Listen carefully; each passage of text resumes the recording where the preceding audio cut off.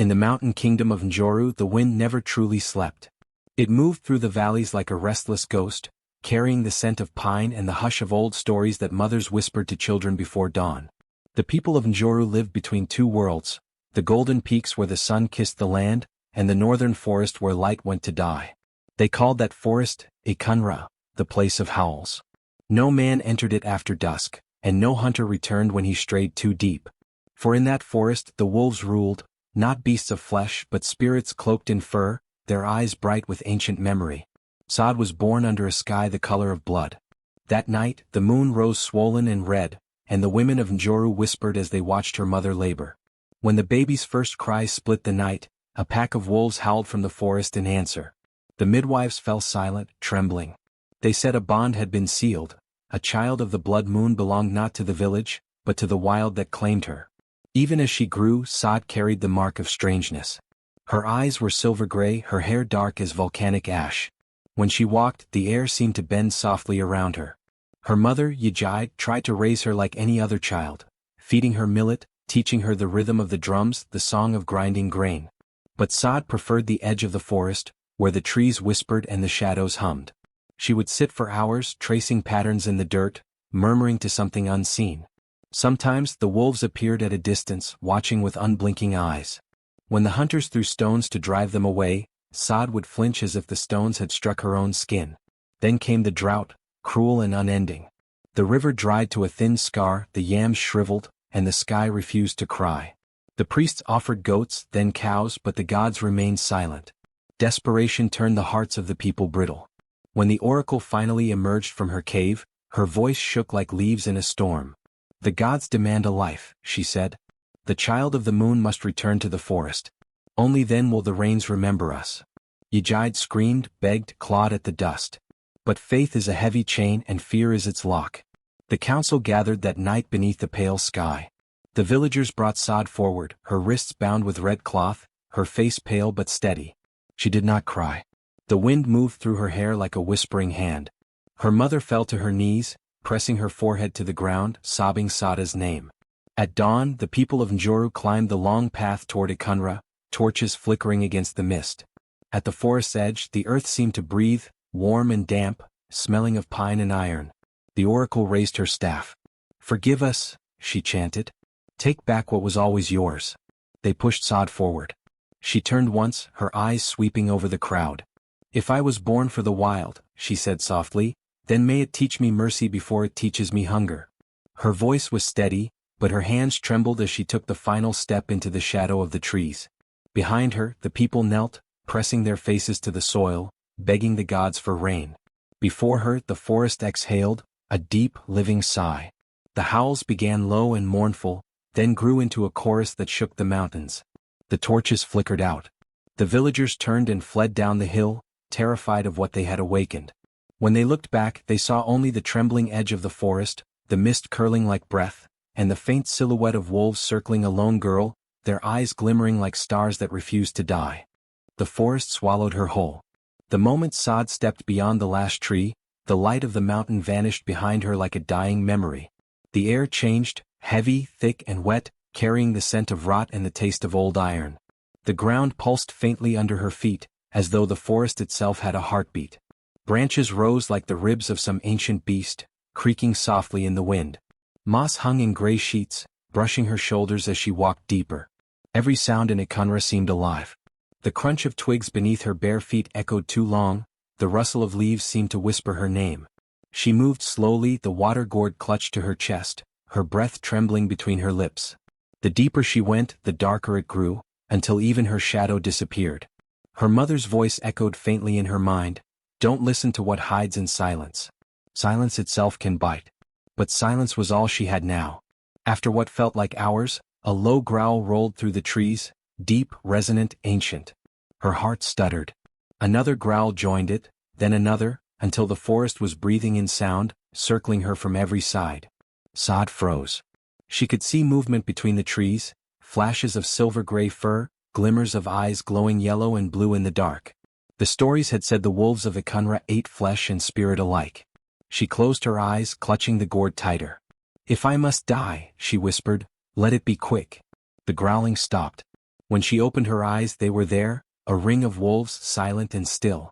Their bodies shimmered in the dim light, not fully of this world. Some had fur like moonlight, others dark as the void between stars. Their eyes glowed softly, unblinking.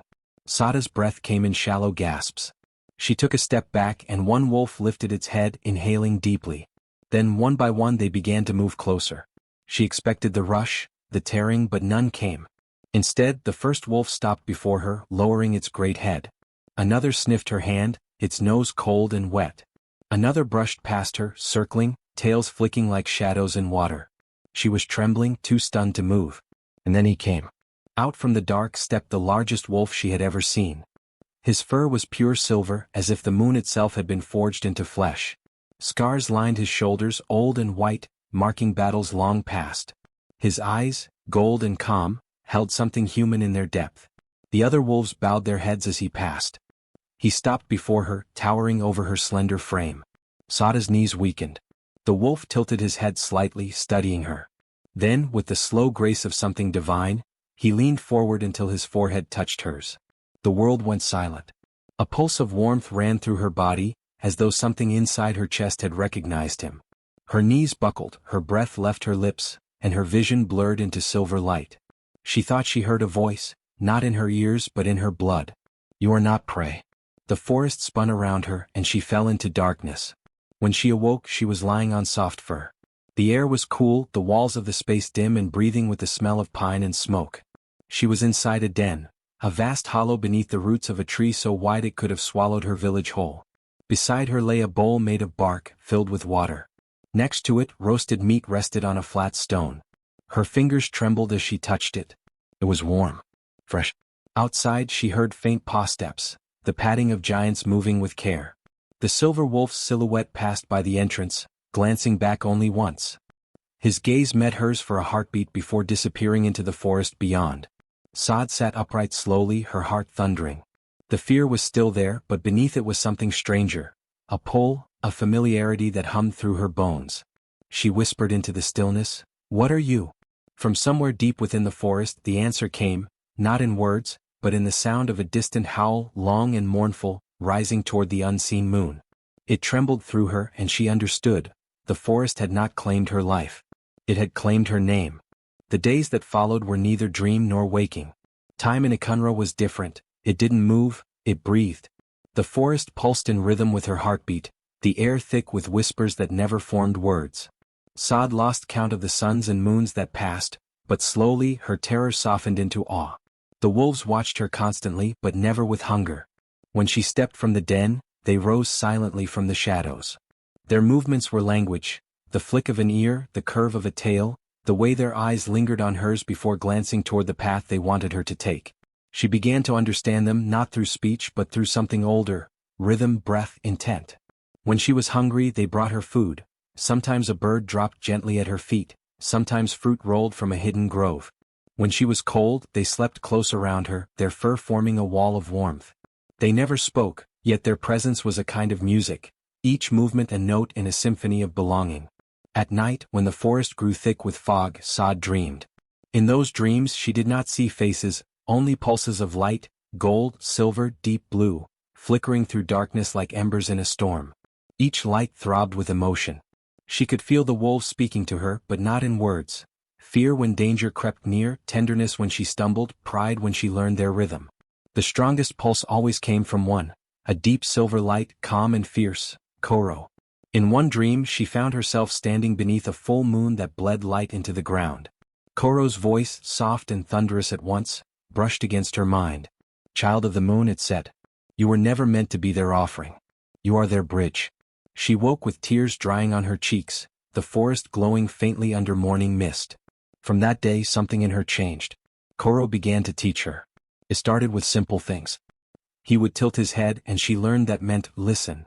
When he pawed at the ground and looked up, she realized it meant trust. She mirrored their movements, at first clumsy, then fluid. The wolves accepted her in their circle, no longer watching from a distance. She ran with them, her feet learning the rhythm of the forest floor, her lungs burning but alive. One evening, as the last light of the sun slipped away, Koro motioned for her to follow. They moved through the trees, the pack silent as mist. The air grew colder, the scent sharper.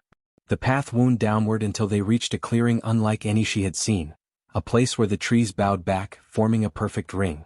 At its center stood 12 stones, half buried in moss, worn smooth by time. The moonlight pooled over them like silver water, illuminating the ground in soft glow. Koro stopped at the edge and turned toward her. His eyes caught the moonlight, reflecting it like mirrors. She felt his voice before she heard it in her thoughts, a deep vibration that settled in her chest. This is where the first pact was made. Where we swore to protect the blood of the moon when it walks in human skin. Sod stepped forward, the stones cool under her feet. The air hummed. The wolves gathered around the circle, lifting their heads in unison.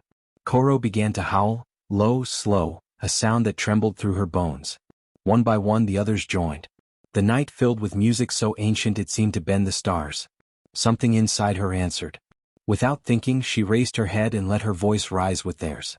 At first it broke, harsh, uncertain, but the wolves didn't stop. Their howls wrapped around hers, steadying her, guiding her. The air vibrated and her voice grew stronger. It wasn't a sound of sorrow or fear, it was belonging. When the last note faded, the forest was utterly still. The leaves shimmered as though covered in dew, though the air was dry. The ground beneath her feet glowed faintly, symbols appearing between the stones, swirling lines that pulsed with light, then faded back into the earth. Sod turned to Koro, her breath trembling. "Did I do that?" The silver wolf's eyes softened. "The forest remembers your voice," came the answer in her mind. "It remembers every child it has lost." The wind rose, gentle but full of meaning. It carried her name through the trees, not in human tongue but in the low hum of the wild. For the first time, Sod smiled without fear. She had not been sacrificed. She had been called home. "You said." In the mountain kingdom of Njoru, fear had begun to ferment like sour milk. The rains had returned, gentle at first and then wild, flooding the once cracked earth. The crops grew tall again and yet peace did not follow. The people whispered in the markets and beside cooking fires. They whispered about the girl they had given to the forest, and how the howls that haunted the mountains each night seemed to call her name. Some swore they saw her shadow walking between the trees, pale and thin, her eyes gleaming like silver coins. Others claimed the wolves had carried her soul away, that she ruled over them now, half spirit, half curse. And when a shepherd found his flock slaughtered one dawn, throats torn but not eaten, the whispers became shouts. The gods demanded her death, the elders said. If she lives, their anger remains. So they gathered the hunters, men with scars on their faces and bone charms around their necks. They carried spears dipped in ash and wore necklaces made of teeth, believing they could ward off spirits. They set out at dusk when the sky bruised purple, following the old trail to Ikunra. Their drums echoed once, twice, then vanished into the forest's hungry silence. Sod felt them long before she saw them. The forest had its own heartbeat, and she had learned to feel its every tremor. That evening, while she and Koro rested by the moonlit clearing, a sudden unease rippled through the pack. Wolves lifted their heads, ears twitching toward the north. A low growl rolled across the den like distant thunder. Koro stood, fur bristling, eyes bright with warning. "They come," his voice pulsed through her mind. "The ones who gave you away." Her breath caught. "They'll kill you," she whispered. "They cannot touch what is bound by moonlight," Koro answered. "But they will try." The pack melted into the shadows, moving with deadly grace. Sod followed, her heart pounding like a drum. The forest grew dense, the air sharp with tension. Then came the scent, smoke, sweat, metal. Voices murmured through the trees. The hunters had made a small fire, its flames stuttering nervously in the wind. They stood in a circle, weapons raised, their eyes darting at every rustle. One of them, younger than the rest, knelt near a wolf cub caught in their snare. It whimpered, a high, desperate sound that pierced the night. The boy hesitated, just long enough for the older hunter to hiss, "Do it." The spear lifted. Sod stepped from the dark.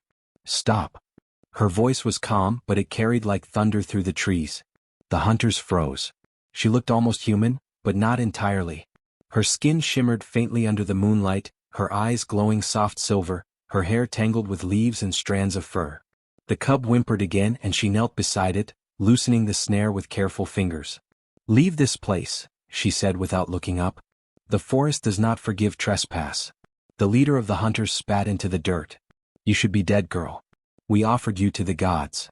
Sod raised her head, and for the first time they saw the faint mark glowing at her brow, a crescent shimmer born of the moon itself. "And the gods refused," she said. The man lunged forward with his spear. Before the weapon could strike, the shadows behind her moved. Dozens of eyes appeared between the trees, gold, blue, white. The wolves stepped into the light, surrounding her in a perfect circle. Their growls deepened, vibrating through the ground. Koro stood at her side, towering, his fur bristling like lightning-made flesh. "Run," Sod whispered, though her voice trembled with both sorrow and command. The hunters turned and fled. Branches clawed their faces as they stumbled through the forest, tripping, screaming. Behind them the howls rose, not of pursuit but warning. By the time they burst from the tree line into the open hills, they could still hear the echo of her voice in the wind. "She lives," one gasped, falling to his knees. "She lives among them." When they returned to Njoru, their faces were pale and their hands shook too hard to hold their spears. They told what they had seen: the girl's silver eyes, the wolves at her feet, the mark of the moon burning on her brow. From that night, no one dared approach Ikunra again. Children were warned not to wander near the northern woods, and travelers made offerings at its edge before crossing. The people no longer called her by her birth name. They called her the Wolf Bride, the woman who had been claimed by the wild. But in quiet moments, when the wind carried a long, low howl across the mountains, the old ones would bow their heads and whisper her true name under their breath, not in fear but in reverence. Because deep down they knew the truth: Sod had not been devoured by the forest. She had become its guardian. Winter came to Njoru like a curse wrapped in silence. At first it was only frost, a shimmer along the yam fields, a thin layer of glass on the river's skin. But soon the frost turned to hunger. The crops withered where they stood, their roots black with rot. The wind sharpened into a blade, cutting through the mountain passes, carrying with it the low, eerie howls from the northern forest. People gathered their children close at night, whispering prayers into their cooking fires. By the third moon of winter, the wolves began to appear near the outskirts of the villages. Gaunt shadows in the snow, eyes gleaming with hollow hunger. They did not attack, not yet, but their presence was enough. Goats vanished. Chickens disappeared. Fear took root like fungus in the people's minds, growing until it blotted out reason. The king of Njoru, old and trembling with sickness, sat on his throne beneath the painted ceiling of suns and storms. His advisors knelt before him, speaking of omens and hauntings. One of them, a thin man with a serpent's smile, bowed low and said, "My king, the wolves have grown bold because the cursed girl still lives. The gods turn their faces from us as long as she walks with the beasts." The king's eyes, dim and fevered, flickered. "Then she must die," he rasped. "If she commands the forest, we will burn the forest. If she calls the wolves, we will drown them in blood." By the next dawn, drums echoed through the valleys, the sound of war. Soldiers in black furs and bronze masks marched north, carrying torches and oil. Behind them, priests muttered prayers against witchcraft. In Ikunra, the wolves felt the disturbance long before the army arrived. Sod had been hunting near the frozen river when Koro appeared from the mist, his fur dusted with snow, his breath quick and ragged. "They come," his voice pulsed through her chest. "Not hunters this time. Men with fire." Sada's heart dropped. "We must lead them away." The pack gathered under the twisted pines, their eyes reflecting the pale light of the moon. She moved among them, touching each muzzle, whispering words of courage. She no longer spoke their tongue as an outsider. She spoke as one of them. When the first flames touched the forest, the night erupted in panic. Trees groaned as fire devoured their bark, the air filled with smoke and the cries of frightened birds. The wolves darted through the shadows, guiding the cubs and wounded toward the hidden valleys Sod had discovered, narrow paths veiled by mist, safe from human eyes. But safety came with cost. At the edge of the clearing, Sod turned to see 3 young wolves trapped by a ring of fire.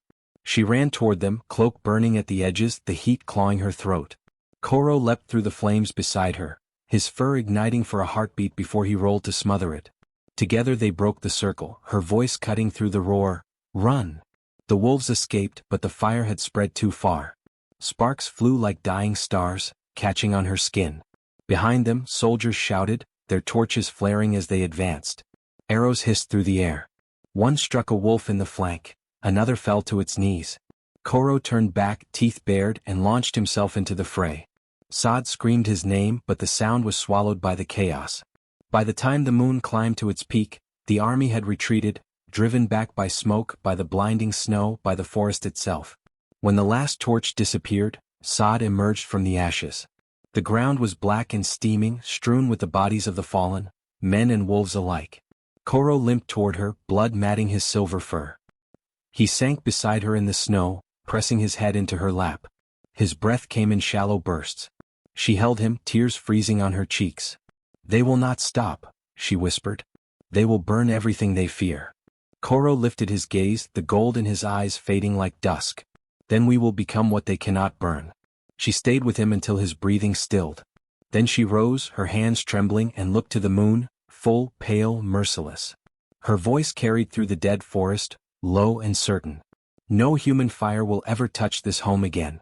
The wind shifted. The flames still burning on the trees hissed, flickered, and died. The snow fell heavier, blanketing the ground, covering wounds and ashes alike. The forest grew silent once more, not in defeat but in waiting. And when the soldiers looked back from the ridge, they saw the impossible.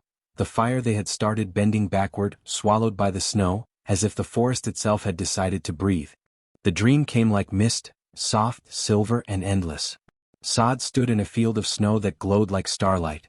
The wind was still, and the moon above hung impossibly large, filling the sky with its pale fire. Around her, shadows took shape, wolves, hundreds of them, their eyes gleaming like coals. They did not move, only watched as if waiting for something to begin. Then, from within the light, a figure emerged. A woman clothed in silver mist and woven leaves. Her hair shimmered like moonlight caught in water, and her eyes, deep and ancient, held the same quiet power as the forest itself. "My daughter," the spirit said, her voice neither whisper nor thunder but both. "You have walked far from the path they gave you." Sod fell to her knees. "Mother of spirits," she breathed, her hands trembling. "Why did you let them cast me away? Why did the wolves take me and not death?" The spirit reached out and touched Sada's brow. Warmth spread through her, soft and wild all at once. "Because you were never meant to die. The sacrifice was not death, it was awakening. Long before kings built thrones, our bloodline guarded these woods. The wolves were not beasts to fear. They were our brothers, our sentinels, the breath of the forest made flesh." The wolves surrounding her began to stir, tails sweeping through the snow like whispers. "The bond between human and wolf," the spirit continued, "was broken when greed entered men's hearts. They forgot the old pacts and began to see the wild as enemy. But when you were cast into the forest, the moon saw truth in your heart and rekindled what was lost." Sada's breath caught in her chest. "Then, the curse they speak of was never a curse," her spirit mother said. "It was a calling." The words burned into Sada's soul, glowing brighter with every heartbeat. She felt her blood thrum with power, not the power of kings or weapons but something older, deeper. The pulse of the land itself. When she awoke, dawn was breaking through the trees. Snowflakes fell in slow spirals, glinting in the early light. The wolves lay around her in a silent circle, their heads resting on their paws, their eyes watching her as if they too had shared the dream. She rose to her feet, calm and certain. There was no more doubt, no fear. Only purpose. Sod walked to the frozen riverbank, where the ashes of last night's fire had turned white. She knelt, pressing her fingers into the powder, and smeared the moon ash across her face and arms, markings that pulsed faintly as though alive. Then she took Koro's fur, now resting beside the cave where he had fallen, and fashioned it into a cloak. When she placed it upon her shoulders, it was not mourning she felt, but strength, as if his spirit had merged with hers, guiding her breath, her steps, her heartbeat. The pack gathered around her. The cubs pressed against her legs, the elders bowed their heads. Their eyes reflected the same fierce, quiet reverence that burned within her. Sod lifted her face toward the rising moon, even though it was still morning, and the light touched her as if answering. She inhaled deeply, the cold air filling her lungs, then released a sound that carried through the mountains. Wow! It began soft, a tremor in the air, then grew, rolling through the forest like thunder through hollow bones. The wolves joined her, one by one, their voices blending into a chorus so vast that even the mountains seemed to breathe with them. Snow fell from the branches. Ice cracked along the river. The earth itself hummed beneath their feet. And far beyond the forest, in the distant villages of Njoru, people looked to the hills and froze. The sound they heard was not of beasts. It was a song, deep, mournful, commanding, the sound of something greater than they could name. In that moment the forest was reborn. When the echo finally faded, Sod stood still, her breath visible in the cold air. The wolves sat before her in silent reverence. The bond was complete. She was no longer a girl cast away by fear, She was the bridge between worlds, the voice of the forgotten pact. From that day forward, the moon no longer shone only on the wolves. It shone for her too, the woman who had become both guardian and queen. And when she lifted her hand, the forest bowed in answer. You said, 7. The return of the king's men, 700 words. The king's soldiers return with torches, determined to end her sorcery. But Sod meets them in the clearing of stones, her pack behind her, the moon at her back. The wolves move like shadows, their eyes burn with blue fire. Sod warns the soldiers, leave. The forest remembers mercy, but not twice. Some flee, others fight and are swallowed by the mist. The survivors whisper that the forest itself fought them. ChatGPT said. The night the king's men returned, the moon was sharp as a blade, slicing through the mist that draped the mountains. The forest seemed to hold its breath, even the wind was silent as though waiting. They came in rows, 100 soldiers, armored in iron and fear, torches flaring in the cold air. Their leader, General Cato, rode at the front on a black horse, his face hidden behind a silver mask. The king had given him one command: burn the forest, kill the witch, and end the curse that plagued their land. But as they entered the treeline, the air thickened. The torches hissed, their flames shrinking as though suffocated by unseen hands. The soldiers whispered among themselves, uneasy at the way shadows seemed to move even when they stood still. Stay close, Cato barked. She's only a girl. The stories are lies. Yet each man felt it, the pulse beneath the soil, the strange rhythm that seemed to echo their heartbeats. The night the king's men returned, the moon was sharp as a blade, slicing through the mist that draped the mountains. The forest seemed to hold its breath, even the wind was silent as though waiting. They came in rows, 100 soldiers, armored in iron and fear, torches flaring in the cold air. Their leader, General Cato, rode at the front on a black horse, his face hidden behind a silver mask. The king had given him one command: burn the forest, kill the witch, and end the curse that plagued their land. But as they entered the treeline, the air thickened. The torches hissed, their flames shrinking as though suffocated by unseen hands. The soldiers whispered among themselves, uneasy at the way shadows seemed to move even when they stood still. Stay close, Cato barked. She's only a girl. The stories are lies. Yet each man felt it, the pulse beneath the soil, the strange rhythm that seemed to echo their heartbeats. They found her at the clearing of stones, the sacred place where moonlight spilled like liquid silver. Sod stood there, motionless, her cloak of fur rippling softly in the wind. Behind her, a sea of eyes glowed, the wolves silent and still, their gaze fixed on the intruders. Her hair shimmered like strands of black fire. Her face bore the markings of moon ash, glowing faintly blue. The air around her trembled, filled with the low hum of power. When she spoke, her voice carried far beyond the clearing. Go back, she said quietly. You are men of the king, but this is not your kingdom. The forest remembers mercy, but not twice. The soldiers hesitated. Some shifted their feet, unable to look into her eyes. The air grew colder, the mist rising higher around them. Cato raised his sword. Witch, he hissed. You've bewitched beasts and men alike. The king commands your death. Sod tilted her head slightly. Then your king commands his own ruin.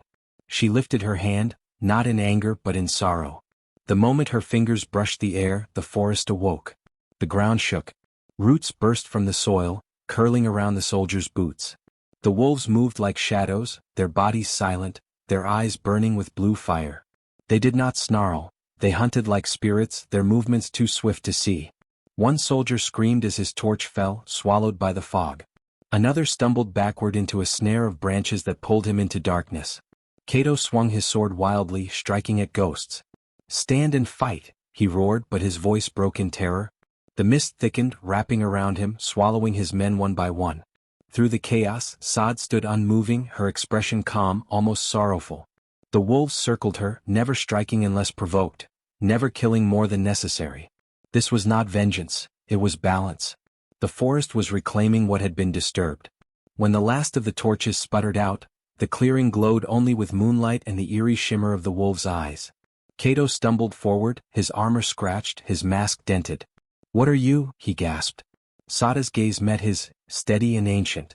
I am what your kings forgot, she said softly. The voice that guards what they tried to silence. She stepped closer, and as she did, the mist parted around her like a living thing. Go back to your king, she said. Tell him the forest has already forgiven once. It will not forgive again. Cato dropped his sword, his breath ragged. He turned and fled, crashing through the trees. Those who survived followed him, their armor clattering in panic. When they finally emerged from the woods, dawn was breaking, but none dared to look back. Behind them, the forest was whole again, untouched by fire or blood. The wind whispered through the trees, carrying with it a faint sound, a low, haunting melody that might have been a woman's song or the echo of wolves howling beneath the moon. The soldiers would tell their story for years, of how the forest itself rose to defend her, how mist took form, how the wolves' eyes burned with spirit's fire. And among them, whispered only in fear, was her name. Sod. The Wolf Queen. The girl who had become the soul of the wild, and whose mercy had run out. Dawn crept over the mountains in a pale ribbon of light, brushing against the smoke-stained rooftops of Njoru. The village lay in uneasy silence after a night of storms and trembling ground. People had heard the howls, deep, endless, rolling through the valleys like thunder. Some said it was the voice of vengeance, others whispered it was the end of days. But when morning came they found something different. At the edge of the fields, where the forest began to breathe into the land, lay an offering, a stag freshly slain, its fur brushed clean, its body arranged with care upon a bed of green herbs. Around it were woven wreaths of wolf fur and mountain flowers. The scent of sage and cedar filled the air. It was not a threat. It was a gift. The villagers gathered cautiously, stepping closer in silence. No claw marks, no blood trail. Only reverence. An old woman, the midwife who had once helped deliver Sod into this world, pressed her hand to her heart. "This is not war," she whispered. "This is forgiveness." By noon, word spread through every hut and courtyard. Sod had come to the village's border and left food, not fire. The same girl they had cast into the jaws of death had returned not as a curse, but as a guardian. At first, the elders were afraid to speak her name aloud. But as the day wore on, a strange calm settled over the people. The wind carried faint howls, not of rage but of song, a low, haunting harmony that seemed to weave through the trees and over the rooftops. It was the sound of wolves, yet somehow it felt human, gentle, protective. A child lifted her head and smiled. "Mama," she said, "the forest is singing." That night, the villagers gathered around their fires and spoke of her, not as a monster but as a spirit of balance. The hunters laid down their spears. Mothers whispered to their babies that the wolves no longer hunted them, for Sod watched over both.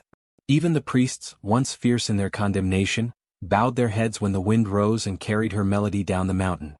They began to leave small offerings, bowls of milk, sprigs of sage, along the forest's edge, whispering prayers not against her but to her. "She is the bond we broke," the high priest murmured, his voice trembling with both awe and shame. "And the mercy we were too blind to see." In the weeks that followed, no wolves came near the village to hunt. The crops that had withered under frost began to stir again, small green shoots pushing through the hard soil. The people said the land itself was healing, soothed by her song. And when the blood moon rose again, red and round like a burning drum, a new child was born beneath its light. The midwife held the crying baby high, her eyes shining with tears. "She bears the mark," someone whispered, pointing to the pale crescent on the infant's wrist, a birthmark shaped like a wolf's eye. From that night onward, every child born under the blood moon was blessed, not feared. They were called Sada's children, born between two worlds, protectors of harmony between humankind and the wild. The people no longer looked at the forest with terror but with reverence. They built small stone shrines near the borders, lighting candles that flickered like a constellation beneath the trees. Travelers passing through would pause there to listen. Sometimes, if the wind was kind, they'd hear the faint echo of a woman's voice, soft, melodic, full of peace. It sang of forgiveness, of memory, and of the mercy of a girl who had once been given to the wolves, and had become their queen. Years passed, and the story of the Wolf Queen became more legend than memory. The land of Njoru, once torn by fear and hunger, breathed again, its rivers ran full, its soil rich and dark. The forest, once cursed and shunned, now stood as a living cathedral of green and gold.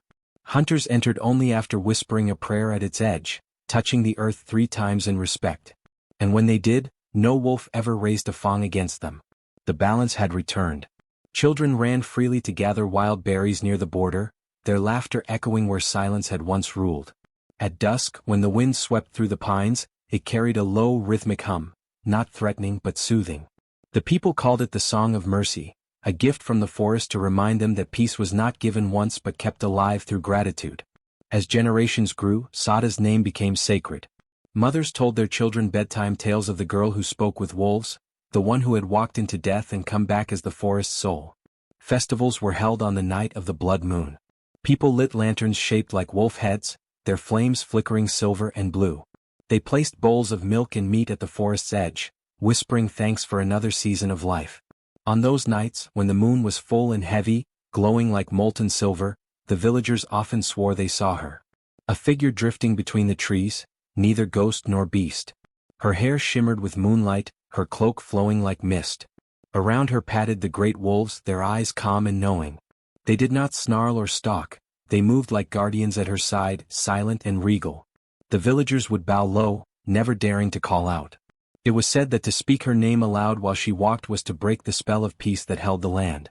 Yet when she lifted her head and howled, the sound rolled over the mountains like a soft thunder. No storm ever followed those nights. Rain fell only when the crops thirsted. The rivers never flooded. Babies born beneath her howl grew strong, and mothers claimed that their dreams were filled with silver forests and glowing eyes, gifts of protection from Sod herself. Even the wolves changed. They no longer hunted near homes but watched quietly from the shadows, almost as if keeping guard. Old men would sit by the fire and smile, saying, "The queen still walks. The wild is not gone, it just wears her face." And though time blurred the line between truth and legend, every full moon brought a hush to Njoru. The people would step outside, hearts lifted, eyes raised toward the gleaming sky. Somewhere deep within the forest, the first note of a howl would rise, low, powerful, and familiar. It rolled across the mountains, touching every roof, every tree, every heart. They would whisper to the wind, "She's still here." And indeed, the moon's return always brought her back. Sod, the wolf queen, the spirit who kept storms at bay and turned the wild into home. When the moon rises full and cold, the forest glows like bone. The world holds its breath. Every leaf shivers with silver, every shadow deepens until it hums. And somewhere in that stillness, beyond fear, beyond memory, a sound begins to rise. It starts as a whisper, the soft exhale of wind threading through the pines. Then comes the low thrum, steady and ancient, the sound of paws pressing into snow, of breath steaming in the dark. And finally, like a river breaking its banks, comes the song, the wolves' song. They sing not of hunger, not of the hunt. They sing of her. Of the girl who was given to the wild and came back crowned in moonlight. Of the heart that beat for both man and beast, binding them in the rhythm of mercy. Their howls weave through the mountains, carrying her name in tones that only the wind can truly understand. Sod. The name rolls across valleys, over rivers, through sleeping villages where firelight flickers against mud walls. It brushes the dreams of children and settles in the hearts of mothers who once feared the night. Every soul that hears it feels something shift, a soft ache, a reminder that kindness, once born, never dies. In Njoru they still light lanterns during the blood moon. They still leave offerings at the forest's edge, milk, meat, a lock of hair braided with thread. And when the wind picks up they listen. Because sometimes when the world grows very quiet, they can hear footsteps in the frost. A whisper of fur. A sigh of breath. Old men by the fireside tell the tale with reverence. She was not devoured by the wolves, they say, their voices trembling with wonder. She was claimed by them. And in her, the forest found its queen. The fire pops, the children lean closer, eyes wide, listening for the sound that always comes next, faint, distant, eternal. A howl. It rises high and clear, rolling across the sky, threading through the stars. It fades slowly, like a heartbeat settling into sleep. Yet it never truly disappears. For as long as the moon finds her way above the mountains, the wolves will sing, not in mourning but in remembrance. Their voices braid together, echoing through the cold and into the dawn, carrying with them the story of mercy that refused to die. And when silence finally falls, it is not empty. It breathes. It waits. It remembers. For in that silence lives her song, the song of the girl who was given to the wolves, and who became something far greater. Some say if you listen long enough, you can still hear her heartbeat beneath the howl. Not sorrow. Not ending. Just forever.